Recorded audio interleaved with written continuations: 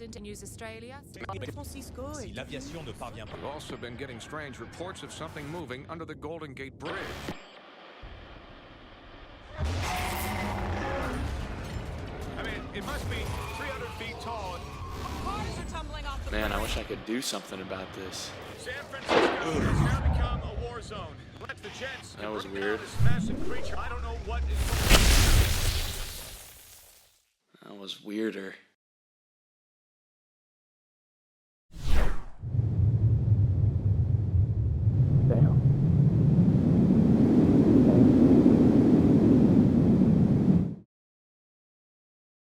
Oppan Gangnam Style.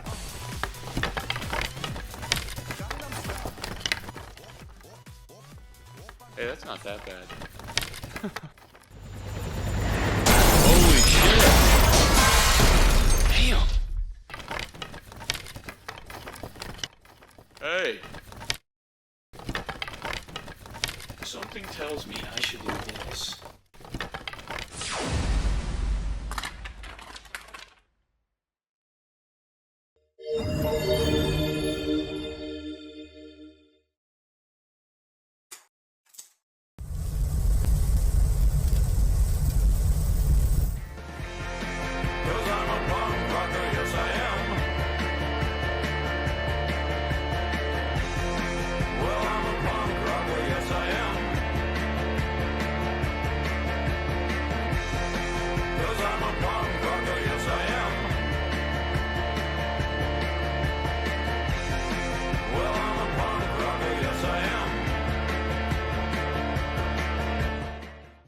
For our project, our hypothesis that we wanted to test was that movie, especially superhero special effects, can be done in a more time-efficient manner if you use a video production wall.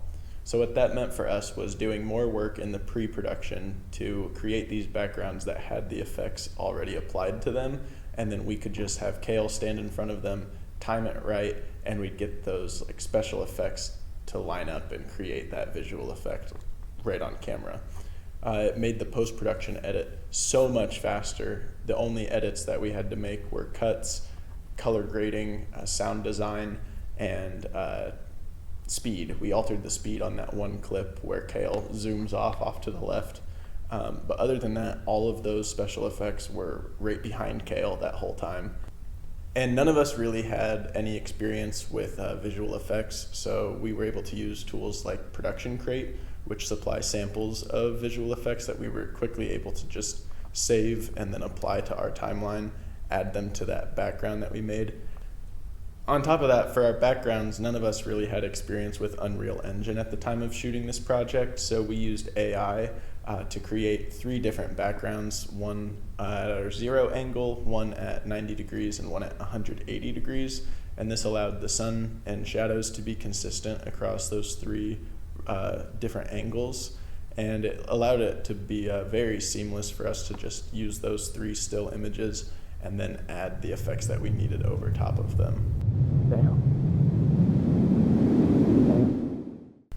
And my favorite part of our project was probably doing the flying scene, because I got to sit on top of, or lay on top of apple crates with a hairdryer blowing in my face, and it was just a lot of creative elements all coming into one.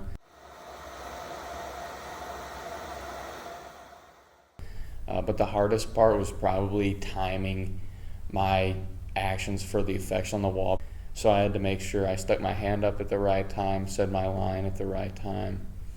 And yeah, that was probably the most challenging of the whole thing. During the filming of our production, we got to use the Red finally. And that thing is essentially a super computer camera. It was very amazing to see the file size, because we're working with raw footage now, and we used it on a tripod and handheld. It's very flexible. One of my favorite shots is when Kale holds his hand up in front of the camera and it glows behind it, because we just had a shot of the road projected onto the wall, so it looks like the camera's looking down over him, but the camera was facing up the entire time.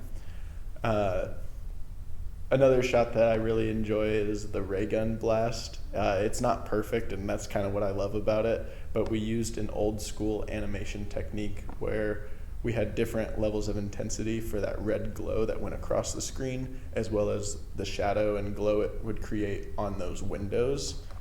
So that alters, we had 6 different variations of that, and then we put them all into the timeline, made them super small, and sped them up, and then duplicated them, and it created that like glowing, flashing background for that ray gun that we just put right over top of it. Yeah, the wall really shaves off a lot of time. We only spent an hour and a half in the studio, and in post it was only about 2 hours of editing, which in the grand scheme of things saved us a lot of time.